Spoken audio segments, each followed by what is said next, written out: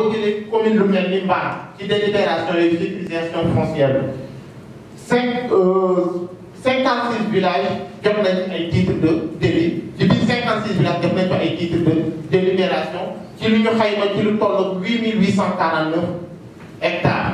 ci 1161 parcelles agricoles loolu ci biir commune de Mbane Ndiaye def nañ ko délibération lu toll ci loolu. boo jëlee Kër Momar Sarr 1410 parcelles régularisées nañ ko pour une superficie totale estimée à 7850 hectares.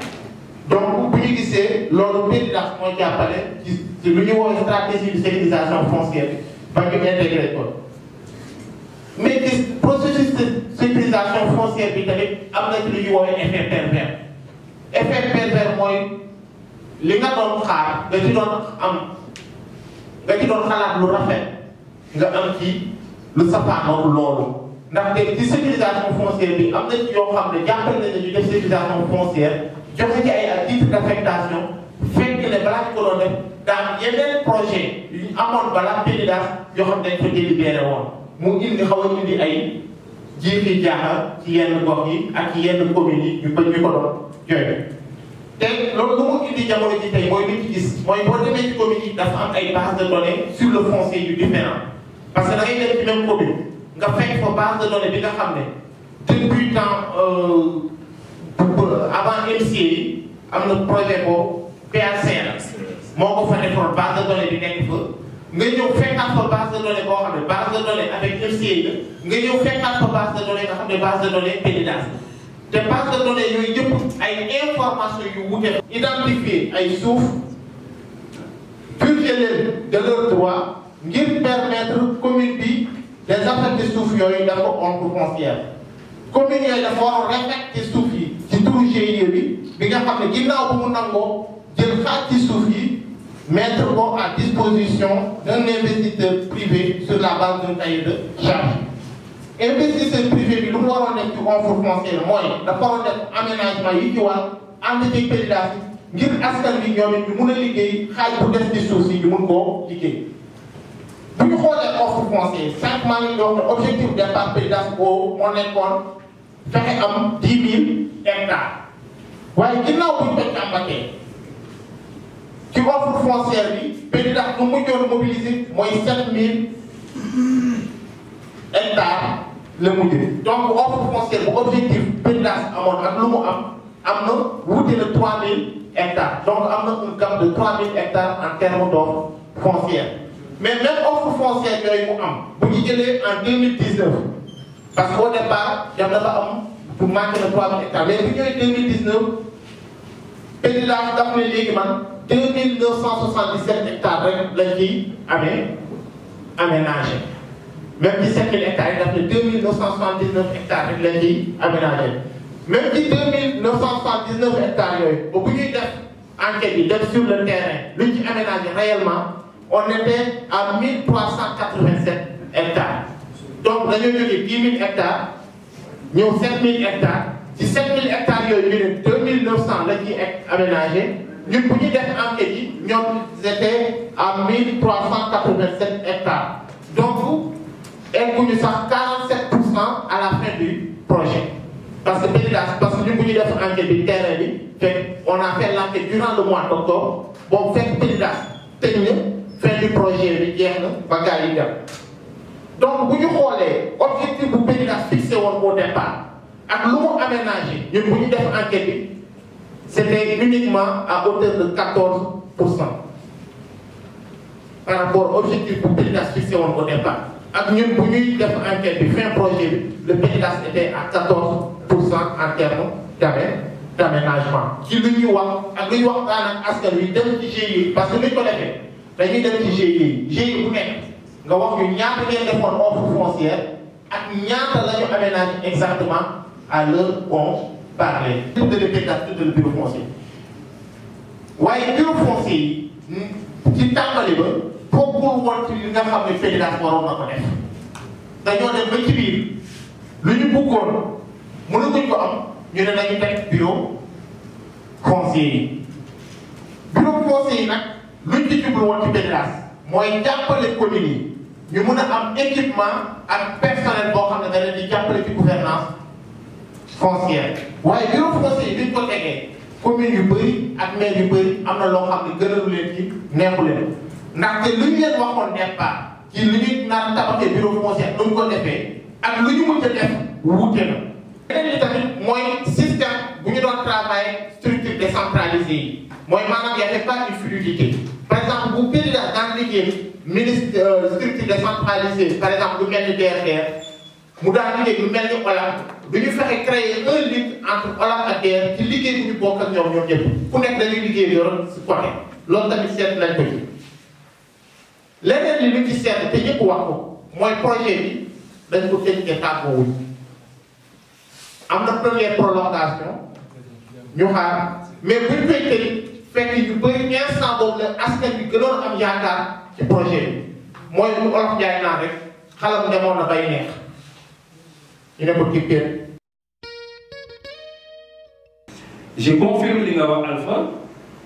il n'y a pas eu de continuité malheureusement. Tous ces projets-là, à commencer par le MCA. Le MCA n'a pas valorisé ce qui a été fait dans le PAC fondamentalement. Et bien sûr, PDIDAS n'a pas valorisé ce qui a été fait dans le cadre du MCA et du PAC. Alors que le programme sécurisation foncière ou PAC module pour MCA. M'a inspiré et ça a été une réplique. Programme pour MCA et pour PAC module pour PDIDAS. Il sait très bien de quoi je parle. Parce que j'étais là en tant qu'acteur et donc je sais très bien que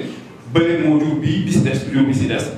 Donc il était hors de question d'immatriculer des terres au nom d'investisseurs privés. Formule qu'il a trouvé à l'époque, c'était de dire que l'État prenne des actes qui sécurisent en les mettant maintenant au nom des collectivités territoriales, à chaque maintenant pour ces collectivités de signer des contrats avec les investisseurs. L'autre premièrement, notion sous bail. Donc c'était la formule qui était trouvée à l'époque, proposée par les juges. On se souvient, j'ai bien présenté PDIDAS à son assistant Mulet, là où on leur met un trouvé la manifeste. En tant que Premier ministre, Aminata, merci beaucoup. Bon, c'est Seydou Gaye. Je suis chargé de suivi des travaux au niveau de l'unité d'exécution du projet PDIDAS au niveau de la SAED. Donc, je suis également chef de la division de formulation au niveau de la direction des aménagements. Comme nous l'avons dit, donc PDIDAS, nous confions SAED les travaux des infrastructures. Donc, au niveau des aménagements, on avait 4 lots. Premier lot, numéro 1, qui Gandon. Donc, c'était attribué à l'entreprise ECI Sofika.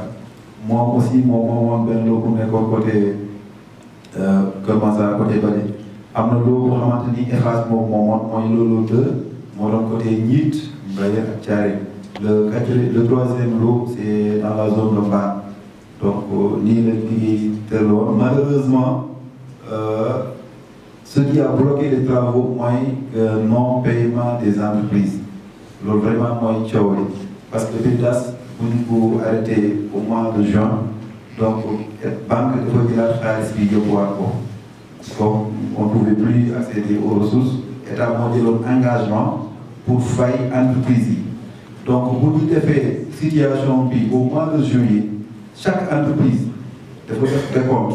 pour clôturer le projet côté banque. Nous avons envoyé au Banque mondiale à travers le PDIDAS pour faire entreprise. Des comptes, il y a